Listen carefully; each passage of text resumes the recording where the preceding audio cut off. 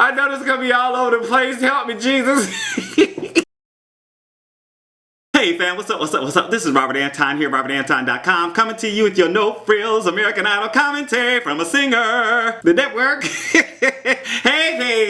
it's Hollywood week and group rounds are getting things heated up. 108 contestants remain. Who will soar and who will crash and burn? Let me tell you what happened.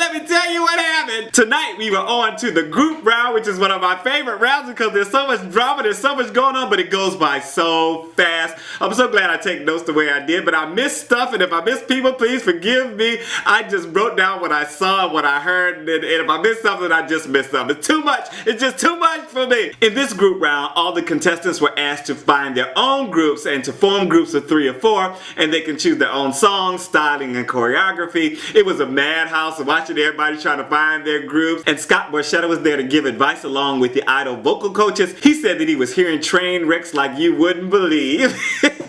We first saw Shelbie Z's group with Tony and Marlena, and Shelbie walked away while Poe disappeared from her group, and they all looked around trying to find her. They called her phone, and her dad said that she couldn't do it. I was like, what do they mean she can't do it? She just dropping out of the competition just like this? But we'll hear just a little more about that later. Then LaPortia left her group to join Tony and Marlena. The first group up to sing were Kory, Kelsie, Jenna, and Jordan Sasser, and they were Team Blue Eyes. They did Treasure by Bruno Mars. And Kory started it out strong and they sounded pretty good. Their harmonies were a little tentative, but they all killed their solos, and then they all got down in the judges' faces, and that last note from them was wow. I was like, all right, y'all better do this. J-Lo was really happy. Harry said everybody's voice was strong and Keith liked their chemistry. They had Jenna and Jordan to step forward, and then they said all 4 of y'all are going through, and we got to see Jordan's baby on FaceTime on the phone. Oh, she's so cute. So all throughout the show we saw some of the drama that was happening in rehearsals the night before and the day of. They only had 12 hours to prepare their performances with very little sleep for some of them. Next, Milk and Cookies did Drag Me Down by One Direction. Jenn Blosil started this out, then Bri Bray, Lynnzee Fraye, and Sara Sturm. They all did pretty good on their solos. I liked their pacing, and most of them brought their own persona to the party, and their harmonies were very good. J-Lo said it wasn't perfect, but she liked it. Keith liked the song choice and thought it benefited Jen. Harry called them 4 very talented young women, and they all went through to the next round. And if you send me to the next round, please make sure to thumb up the commentary and let me know that you are enjoying it and that you appreciate it and that you are just watching it, of course. It also lets other people know that we're over here watching and discussing American Idol. Make sure also to share the video with your friends who you know watch Idol also, and tell them come on and join the discussion. Thank you guys and girls so much for your thumbs. So we came back from commercial, and Amelia Eisenhauer started singing, and Tristan McIntosh came in wailing and blew everyone away. Lee John was there, he got some FaceTime. Then Avalon Young with a different group got a lot of FaceTime. Leading DJ got us Fallin in Love by Usher. And then Genevieve Rose Mitchell came in with another group. She sang with 2 others and got featured while Harry told her she made the most of the lyric, and they showed the last harmony of the girls, and they all went through. Everybody I just talked about all went through. Did you catch all that?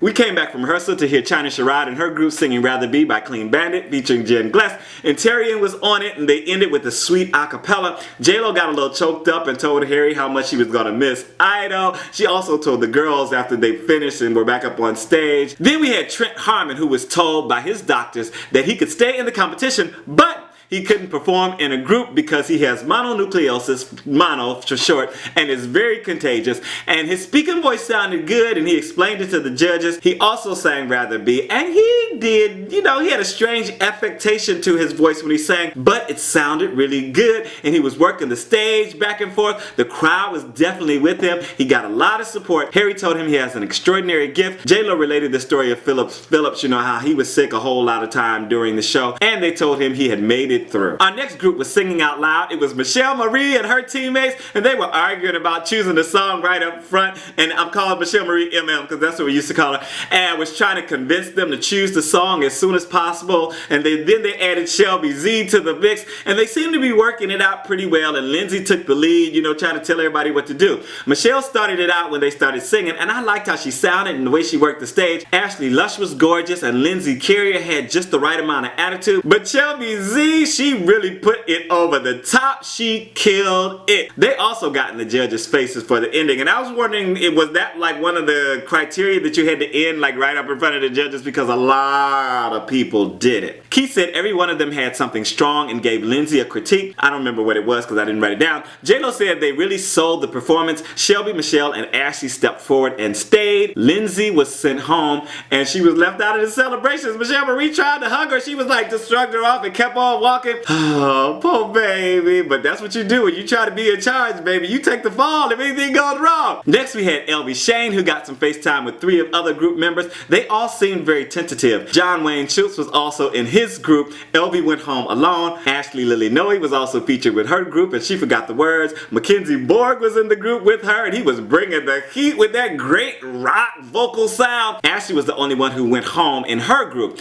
Cameron Richard came creeping down the steps but got sent home. Harry said he loved his spirit, but it just wasn't good. So we had a little drama. Sonica Babe was in a group that had chosen a song that wasn't good for one member, and her mom was trying to advise her to get them to change the song. Anatalia was the girl, and she has an alto voice, and all the rest of them had really high voices. So Anatalia had to find another group because they all left her behind, and she hooked up with Dalton's group. They called themselves Chicken Soup. It was Dalton, Anatalia, and Cassie, and they had beef after that, and American Idol, of course, was playing it up, talking about rival groups and all that. So Chicken Noodle Soup performed. They did Treasure by Bruno Mars. J-Lo asked them their story, and Dalton told her all about it, what happened with them, and that Poe had left the competition. She was in her hotel room saying she's leaving the competition because she doesn't feel ready for this and all this good stuff. Dalton started this out singing, and all of them killed it, and Cassie made it very personal in her performance. They had a lot of style and spunk and good harmony. Keith complimented them on some of their choices and making it their own. Harry said a nice job. J-Lo thought it was kismet that they had gotten together and they all went through. And then Envy was the rival group. They did Problem by Ariana Grande, and this is the group that supposedly kicked out Anatalia. They had a disastrous rehearsal, supposedly. Idol's words. Sonica started this out singing sweetly while Stephanie Negrete had a good sound, and Andrew, the Russian guy, had an annoying falsetto turn, but he went down and went all the way up, but it just was something about the sound that didn't really please me. The judges didn't look impressed with them at first, but their ending was pretty incredible. Keith said Stephanie was the only one who really looked like a performer, but thought Andrew had never been on stage before. Harry said Sonica had an incredible tone, and they all went through to the next round. That happened. Next, we got some idol dance moves and choreography attempts. It was funny because a lot of the guys didn't seem to have any rhythm, and the judges were kind of making fun of them, and Harry was like,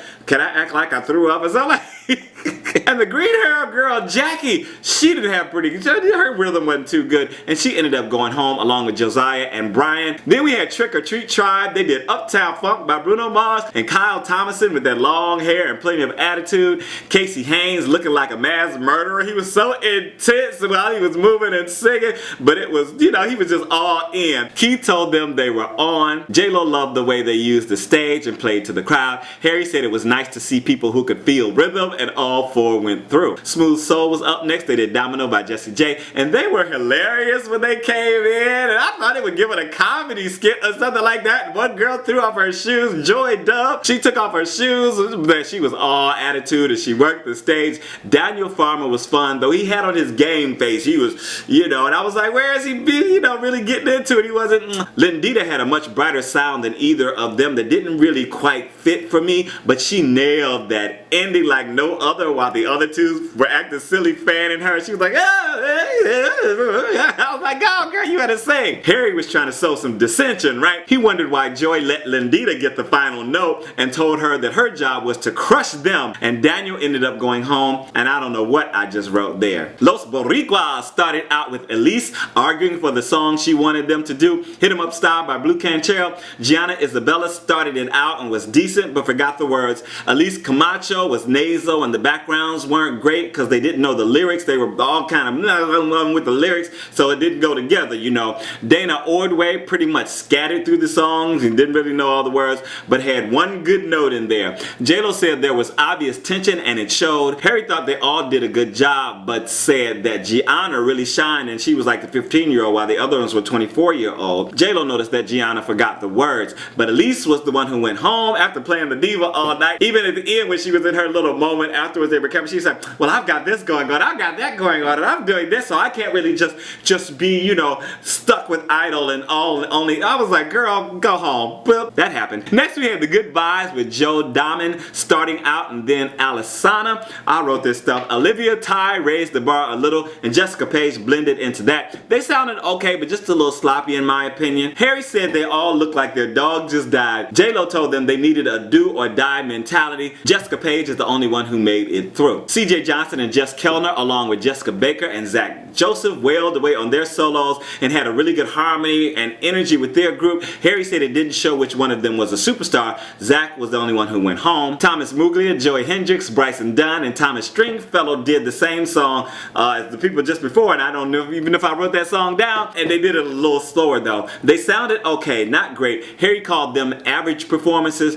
J-Lo noticed that one guy didn't even look up during his performance, and both Thomases went through while the other two guys went home. Rebirth is the group that lost LaPortia, and they also had to change their song. The judges asked them for their story and stuff, and they told everything, and they said they wanted names and everything, you know, what happened and who did what to who and all this. It just seemed to me they were starting some more dissension and stuff like that. But in the song, Manny Torres started it out with a great vibe and really good energy. Loved his gruff in his voice. Malia Delgado had lost her voice, and she had a nice gruff because of that. You know, she had this really nice sound, and she was just pushing it out. Christian Eason didn't really get a solo, but they all had some great interactions. Oh, Christian brought in the ending. See, I'm typing this as I go along, so he brought in the ending. He had like 3 or 4 words as a solo and brought them all in to do the ending. Keith stood for them, the only standing ovation of the night. J-Lo said their voices sounded really good together. Harry said they looked like they wanted to fight for this. All 3 went through. J-Lo and Harry thought that they were the best group of the day. But hold that thought. Soul Cats with Laura Wright starting out and forgot the words. So did Andrew Angus and John Arthur Green. All 3 of them kind of mumbled through their words. Wasn't getting it. It just was falling apart. They were doing Staying Alive. Laurel and Marsha made it through though. That happened. And Andrew Angus went home. So the sisters were the last group of the night, baby.